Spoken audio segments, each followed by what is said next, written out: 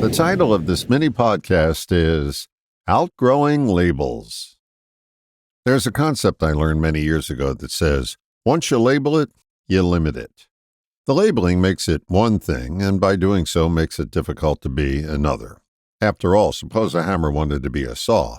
What chance would it have with that label? But a hammer is a hammer and a saw is a saw, you say. Yeah, that's accurate. And assigning them labels may pigeonhole them into being used only one way.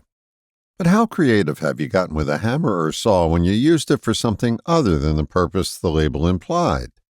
Hey, I'm not lobbying for removing the labels from our tools, just outgrowing our labels in life. We've stuck on so many that we look like an old car with a zillion bumper stickers. Once you're labeled as something, it's hard to be something other than that label, especially someone with fewer labels. And the person with the fewest labels has unlimited potential for growth, just like a child before they get limited by labels. Ask a preschool class who's the best artist in the class, and just about all the hands go up.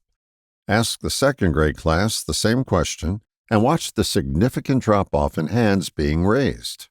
The labeling process begins early. The roles we play in life are labels, and also limiting. I'll admit for me that father is the hardest label to outgrow. I, like you, have identified with a label, and that makes it even stickier. I love being a dad, and now a grandfather, but the role is limiting. If you continue to treat your grown children as children, you limit them as well. I'm sure that if Bill Gates' mother was still alive and he was visiting her, she may be asking him if he had some money for the tolls for the drive home. So how do you outgrow a label? Begin to notice how identified you are with it. If you justify it, you just put more glue on it. Just noticing the identification starts the unlabeling process. The purpose of outgrowing our labels is to give us room to grow.